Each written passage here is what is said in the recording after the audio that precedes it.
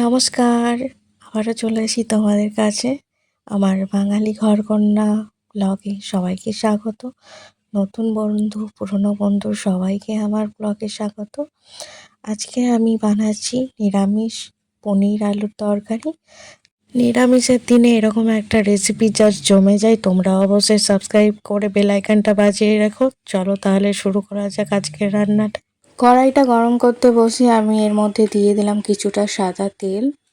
এবার তেলটাকে খুব ভালো মতন একটু গরম করে নেব। তারপরে দিয়ে দিচ্ছি এর মধ্যে কেটে রাখা পনিরের টুকরোগুলো।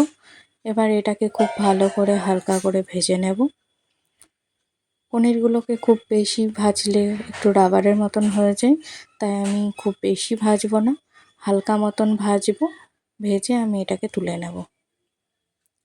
দেখো হালকা হালকা একটু রং ধরতে লেগেছে, এরকম করে আমি উল্টিয়ে পাল্টে একটু ভেজে নেব।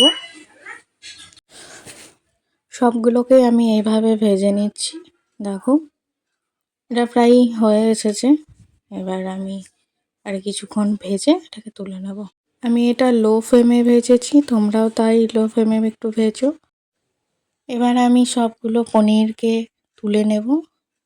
একটা বাটিতে আমি সব পনিরগুলোকে তুলে রেখে দিচ্ছি। এবার ওই ভাজা পনিরের যে তেলটা ছিল তার মধ্যেই আমি আলুগুলোকে দিয়ে দিচ্ছি। আমি টুকরো টুকরো করে আলুগুলো কেটে রেখেছিলাম, সেগুলোই দিয়ে দিলাম। এবার আমি খুব ভালো করে এটাকে ভেজে তুলে নিচ্ছি। এটা নতুন আলু বলে বেশিক্ষণ সময় লাগে না ভাজতে, তাই আমার ভাজাটাও দেখো খুব তাড়াতাড়ি হয়ে গেল। এবার এক এক করে আমি সব আলুগুলোকে তুলে নিচ্ছি। এবার ওই তেলেই আমি আরেকটু তেল দিয়ে দিচ্ছি। দেওয়ার পর ওর মধ্যে 5 ফোড়ন দিয়ে দিলাম। 5 ফোড়নটা দিয়ে খুব ভালো করে আমি একটু ভেজে নেব, যাতে ফ্লেভারটা বেরিয়ে যায়। এর মধ্যে দিয়ে দিলাম তেজপাতা। তেজপাতাটাকে খুব ভালো করে একসঙ্গে আমি ভেজে নিচ্ছি। এবার ওই তেলেই দিয়ে দিচ্ছি কাজু, মগজ আর পোস্ত। কাজু, মগজ, পোস্তটাকে আমি শিলে বেটে নিয়েছিলাম, এবার তাই আমি একসাথেই দিয়ে দিয়েছি। এবার এটাকে খুব ভালো করে আমি নেড়ে নেব। কাজু, মগজ, পোস্তটাকে খুব ভালো মতন কষিয়ে নেব। দেখো আমি খুব ভালো করে এটাকে কষিয়ে নিচ্ছি। 2 মিনিট আমি এটাকে কষিয়ে নেব। কষিয়ে নেওয়ার পর আমি এর মধ্যে দিয়ে দেব কাশ্মীরি রেড চিলি পাউডারটা। এর মধ্যে দিয়ে দিচ্ছি কাশ্মীরি লঙ্কার গুঁড়ো। কাশ্মীরি লঙ্কার গুঁড়োটা আমি দিয়ে দিলাম। একটু বেশি দেব, কারণ এর মধ্যে কোনো হলুদ অ্যাড হবে না, তাই কাশ্মীরি লঙ্কার গুঁড়োর যেই লাল ভাবটা সেটাতেই রঙটা চলে আসবে। দেখতেই পাচ্ছ কত সুন্দর একটা কালার চলে এসেছে, খুব সুন্দর একটা কালার এসেছে। এবার এটাকে খুব ভালো করে আমি কষিয়ে নেব। এবার বেটে রাখা টমেটো আর কাঁচা লঙ্কা, আমি এখানে বড় সাইজের একটা টমেটো নিয়েছি আর 3টে লঙ্কা বেটে দিয়েছি।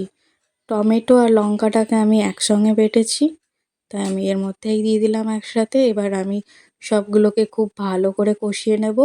দেখতে পাচ্ছ তেলটা ছেড়ে দিয়েছে মশলা থেকে। এবার আমি ভেজে রাখা আলু আর পনিরটাকে দিয়ে দিচ্ছি। এবার আলু আর পনির দিয়ে খুব ভালো মতন এটাকে কষিয়ে নেব। কিছুক্ষণ এটাকে কষাতে থাকবো। 3 থেকে 4 মিনিট আমি এটাকে খুব ভালো মতন কষিয়ে নিচ্ছি। দেখতে পাচ্ছ কি সুন্দর একটা রং চলে এসেছে। মনে হচ্ছে না এর মধ্যে কোনো হলুদ দেওয়া নেই। এবার এবার আমি এর মধ্যে স্বাদ মতো নুন দিয়ে দিচ্ছি। যে যেরকম নুনটা খাও সেই রকমভাবে নুনটা ব্যবহার করবে রান্নাতে। আমি এখানে খানিকটা নুন দিয়ে দিলাম, দিয়ে আবারও খুব ভালো করে এটাকে কষিয়ে নিচ্ছি। কষানো হয়ে এলে এর মধ্যে দিয়ে দেব আমি সেই মশলার যে বাটিতে জলটা ছিল ওটা সমেতই দিয়ে দিলাম, আর কিছুটা আরও জল অ্যাড করলাম। যেহেতু আলুটা ভাজাই হয়ে গেছিলো, সেদ্ধ হয়ে গেছিলো ভাজার সময়তে, তাই আমি এখানে খুব বেশি জল ব্যবহার করব না।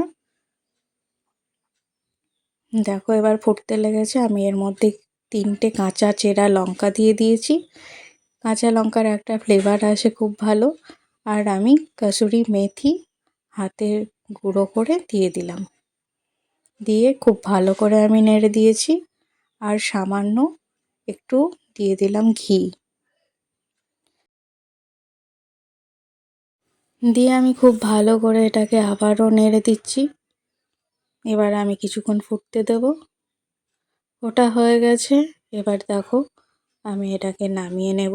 এটা প্রায় রেডি। এবার নামিয়ে নিচ্ছি। ব্যাস হয়ে গেল আজকে পনিরের এই নিরামিষ রেসিপিটা। অবশ্যই তোমরা ট্রাই করে দেখো, কেমন হয়েছে কমেন্ট করে জানিও। ভিডিওটি শেষ পর্যন্ত দেখার জন্য সবাইকে অসংখ্য ধন্যবাদ। খুব ভালো থেকো, সুস্থ থেকো।